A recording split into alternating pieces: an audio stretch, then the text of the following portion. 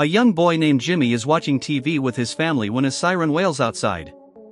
His aunt quickly closes the door, but chaos erupts. Terrified, Jimmy calls for his dad as the door rattles and bursts open. Zombie-like creatures, called the Infected, swarm in and attack the girls, but they don't see Jimmy hiding behind the door. He seizes the chance to run, and as he flees through the house, he sees his mother being devoured and his relatives turning into the Infected. He escapes the house, but more Infected are outside. He runs to a church, hoping to find his father and get help. The priest, however, believes this is Judgment Day and sees the Infected as a form of salvation. He gives Jimmy a gold cross and tells him to have faith. When the Infected break into the church, Jimmy's father stays behind, wanting to be saved.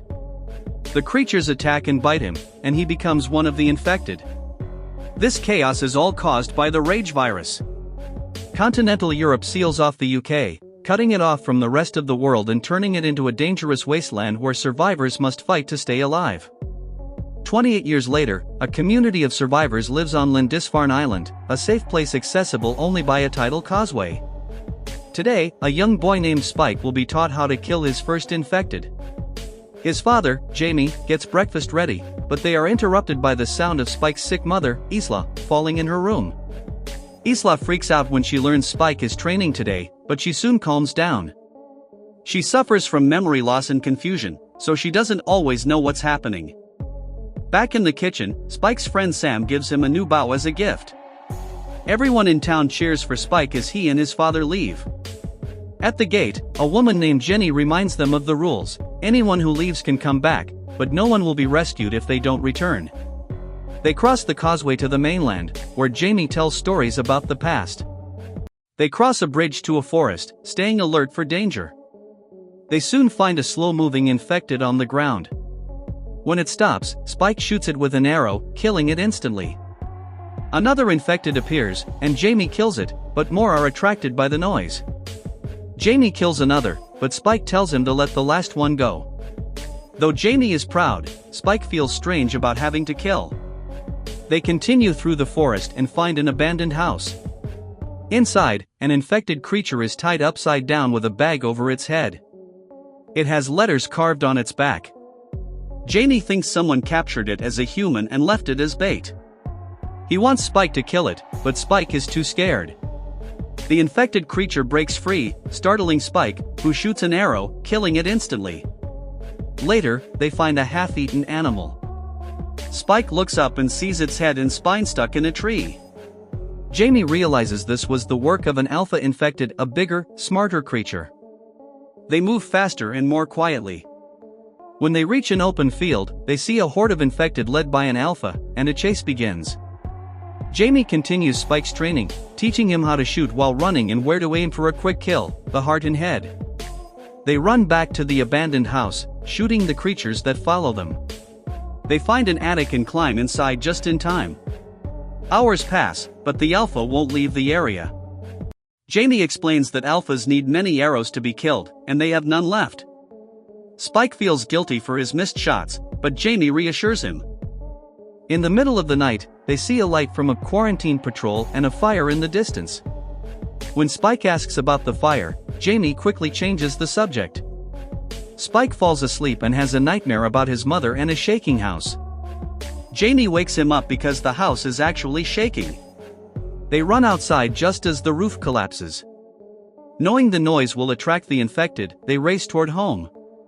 The causeway is covered by high tide, but it's not too deep. A flock of birds flies overhead, and the alpha appears on the causeway, chasing them. Spike slips a few times, but Jamie helps him, and they make it back to land. Jamie blows a whistle to alert the guards, who turn on lights and shoot arrows at the alpha, making it fall. The creature quickly recovers, so they light the next arrow on fire.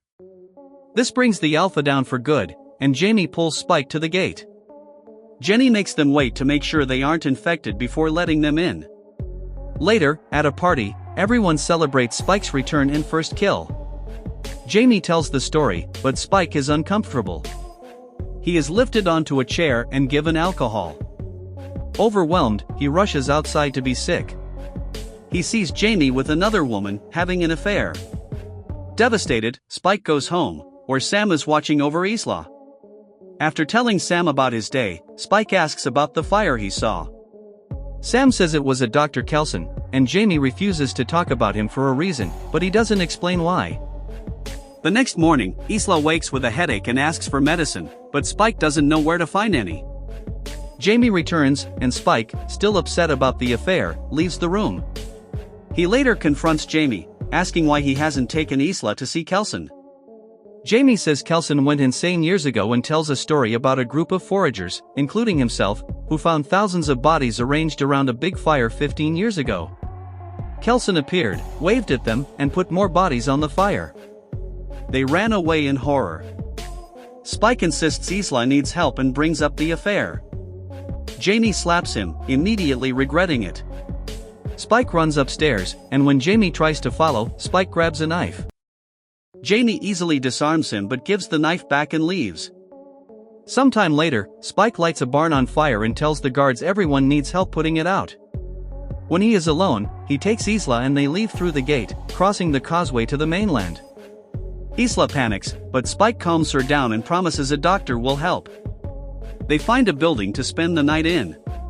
Isla wakes Spike to tell him stories from before the outbreak and says he looks like her father. As she talks, she starts calling him Dad. Spike tells her to sleep, but he falls asleep too. An infected creature enters and is about to bite Spike when someone pulls it away. Spike wakes up to find the creature's body nearby. Isla says she doesn't know what happened, but a flashback shows her smashing its head against a statue. Meanwhile, a group of soldiers is being chased by a horde of infected. Many soldiers are wounded and they are running out of bullets. The infected catch up, and the soldiers are forced to kill their infected teammates. Only 3 escape into a tunnel, where they are ambushed by an alpha. It tears a soldier's head off, then uses the spine to knock another soldier down. The 3rd soldier shoots at the infected at the door and runs away. Spike and Isla continue to travel, dealing with her delusions. When they find a statue, she talks to Spike, thinking he's her father. Her nose starts bleeding, attracting an infected. Spike quickly kills it, but some blood drips on Isla's forehead. He rushes to wipe it off. More infected arrive, and they run, with Spike shooting arrows to slow them down. They reach a gas station and get inside, where fumes make it hard to breathe. The infected follow them, and they run to a dead end. A hatch opens in the ceiling, and a soldier named Eric tells them to hide. Eric opens fire, causing the fumes to explode, killing the infected. Afterward, Eric approaches them. He's been separated from his team and agrees to travel with them, carrying Isla.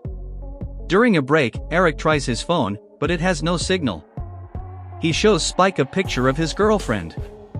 Spike has never seen a phone or plastic surgery before. The battery dies, and Eric throws the phone away.